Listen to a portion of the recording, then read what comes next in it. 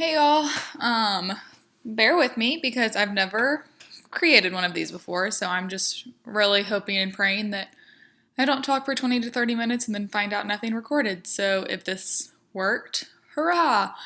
Um, but we'll go on and get started. Let's see, here's my PowerPoint. And so the title of my paper is Using Young Adult Literature to Create a More Diverse and Culturally Responsive Curriculum. So just a little bit of background. I credit my interest in this topic to two previous experiences. So my internship in a 12th grade English classroom. So last semester I had the opportunity to intern with 3 AP classes and one core class, all seniors, and I just remember hearing moans and groans about what we were reading. And I remember one time a student got a reading quiz back and he had gotten like a 4 out of 20, and he was like, "What? I watched the whole movie." And which I just find comical, mainly because I was that student in high school, so I can relate. So I guess my personal experience and then being in that classroom reminds me that they just really struggle to enjoy the classic texts that we often read. And so then this summer, I've been in a young adult lit class, and it has been so enjoyable and fun to read the young adult literature. And so my interest has sparked even more. How can I bring this into my classroom? And my hope for this research is that hopefully if I can go to a future principal or school, if I decide I want to incorporate young adult lit, that this can help me pitch it to them and get them on my team. So it's a little bit of my background. So my research question is, in what ways can young adult literature be incorporated into the secondary ELA classroom in order to provide a more diverse and culturally responsive curriculum? So before we dive too in, I want to define a few terms just to make sure that we're all on the same page on what I'm talking about. So diverse, culturally responsive, the canon, and then young adult literature, which you'll see I just shortened to YAL because it's a lot quicker to say and faster to read over and over again. So we'll start with diverse. A quote from one of my sources is, "Classic literature is understood to be almost exclusively white body of literature, often populating the curricula of required courses, while schools often offer courses such as African American lit as electives." So what I mean by diversity is, diversity of reading, types of books, genre, activities, different authors, different time periods, because I feel like a lot of times the curriculum that we put in what we teach in our classroom doesn't reflect the diversity of the students in our classroom. And so another source says that it is nothing more than a curriculum that is an uncritical rehash of the traditional power culture, white, male, Christian, Anglophilic. So I just really want my students to know that there's more out there, which they do, but I want to give them the opportunity to read it in the classroom, read things that reflect their social and cultural backgrounds is something that's really interesting to me. So that kind of ties into culturally responsive. Dyches was the first researcher that ever introduced this to me, and it really sparked my interest because a big part of my teaching philosophy is remembering, who my students are and what their interests are. And so she defines culturally responsive as privileging student-teacher relationships, setting high expectations for students, tapping into students' cultural assets, and positioning students to combat educational inequities. So, it's really, that says all that it is, but it's something that I strive for in my classroom, especially as a teacher. And so the canon, I use the terms the canon and classic texts interchangeably throughout my paper because I do think, the classics are part of the canon, but I think that they're pretty similar. And so Santoli and Wagner define it as novels that have been traditionally used in English language arts classrooms because of the belief of their timelessness, such as Great Expectations, Huckleberry Finn, and similar works. I mean, it's the works that we've all read in high school and continue to read that continue to dominate the curriculum. But some problems with the canon,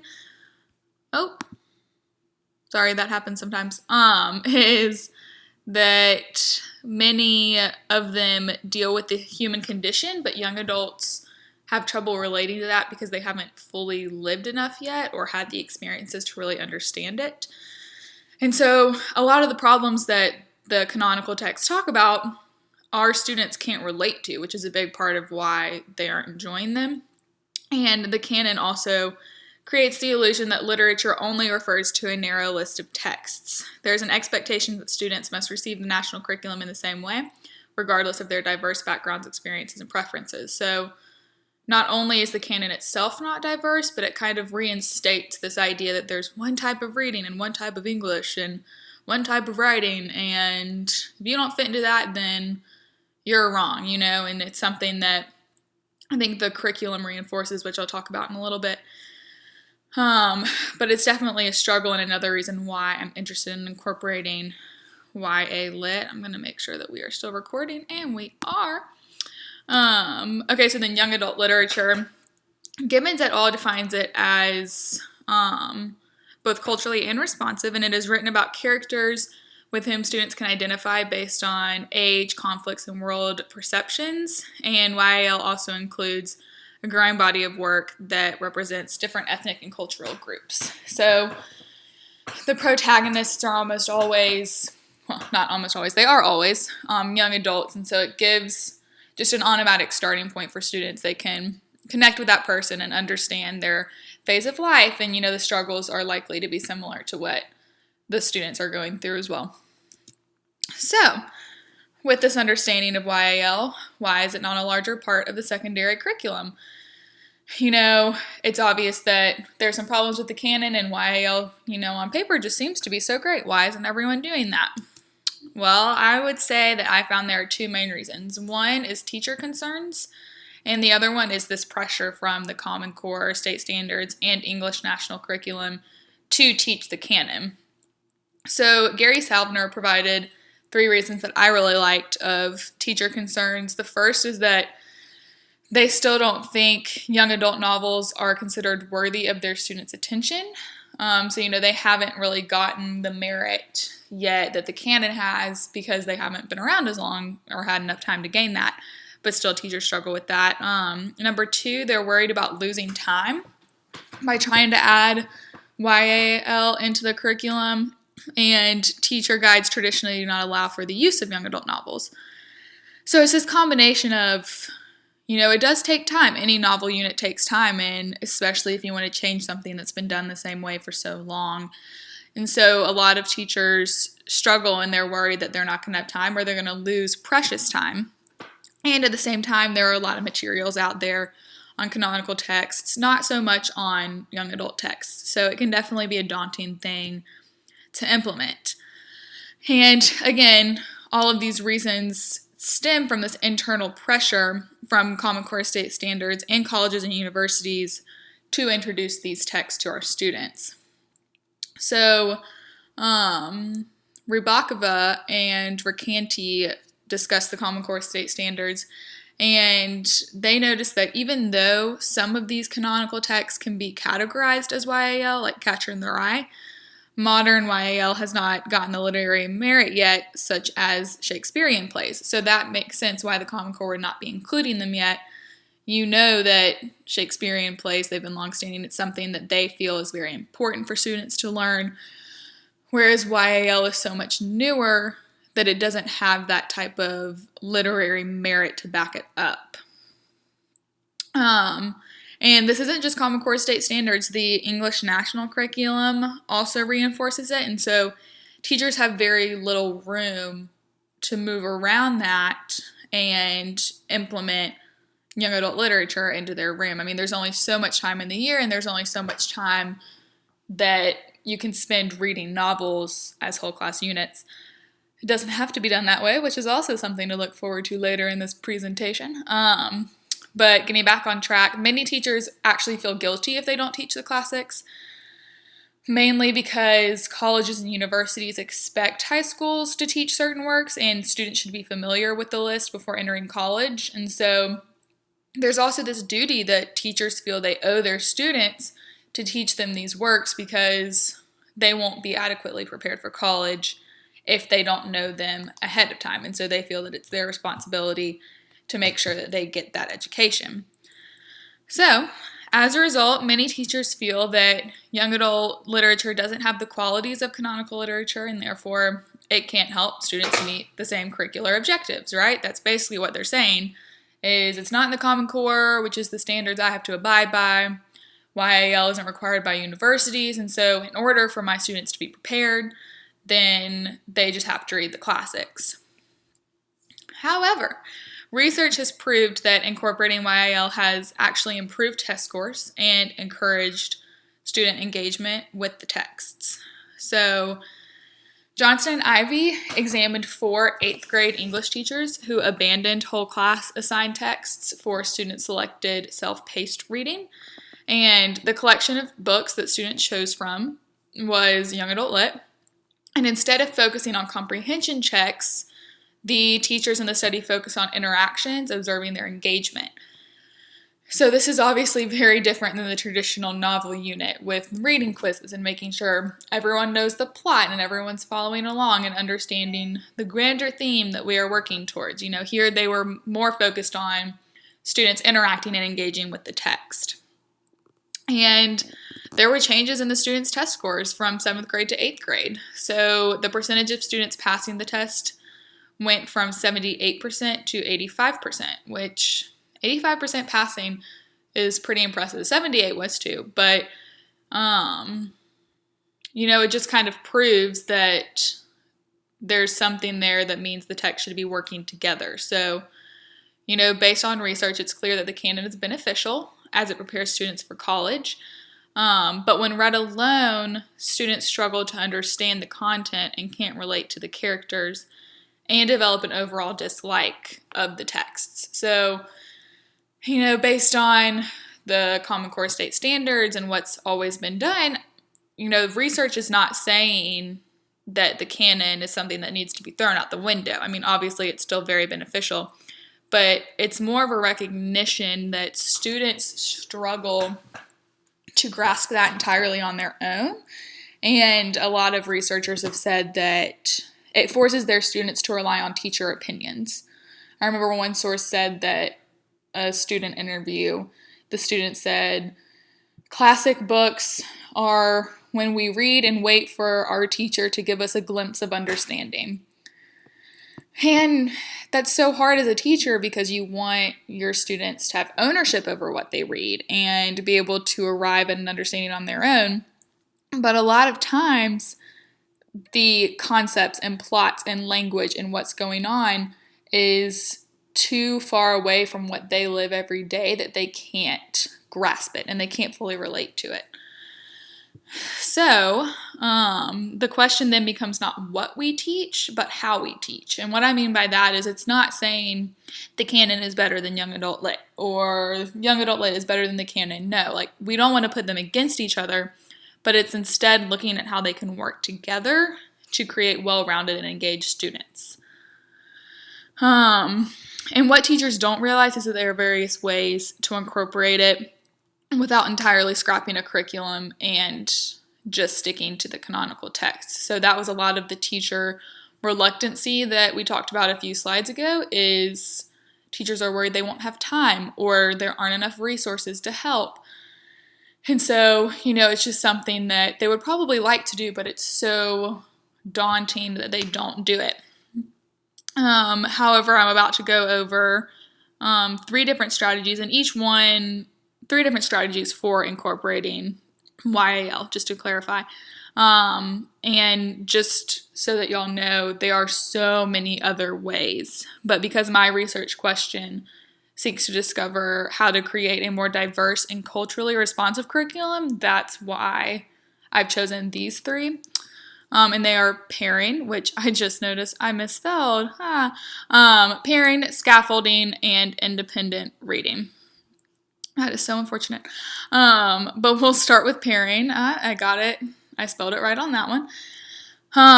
So pairing is the most commonly discussed and highly encouraged form of incorporating YAL among the researchers.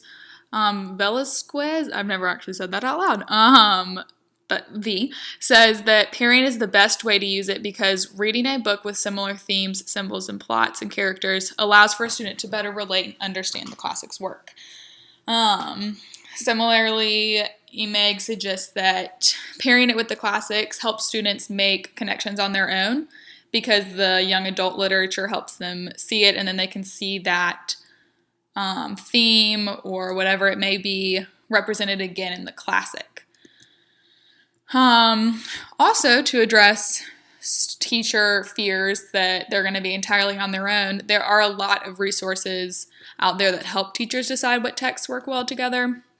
So this is just a screenshot from one of the articles I read and used throughout this paper, but you'll see that they have a young adult novel, the canonical text that it can be paired with, and then connecting elements. So you can read The Book Thief with Diary of a Young Girl, and it's all about the Holocaust. Or Smile and Catcher in the Rye are about coming of age. And then one that was particularly helpful for me is Eleanor and Park and Pride and Prejudice. I actually read Pride and Prejudice for the first time this year during my internship, and I love it. It quickly became one of my favorite books. And so for another class, I'm creating a pairing unit between Eleanor and Park and Pride and Prejudice, and I'm just really excited. So if you're interested to see how that turns out, then you can email me and I will share it with you because I have high hopes for it. Back on track. But yes, so there are resources out there. So you don't need to be afraid that you're just going to be swimming in open water and completely on your own. No, there are definitely tables and charts and other connections online that can be beneficial. All right, scaffolding. So Gibbons case study interviewed teachers that are incorporating YAL into their teaching. And Elizabeth, one of them, said that some of the traditional reads are too complex in plot or vocabulary for struggling readers.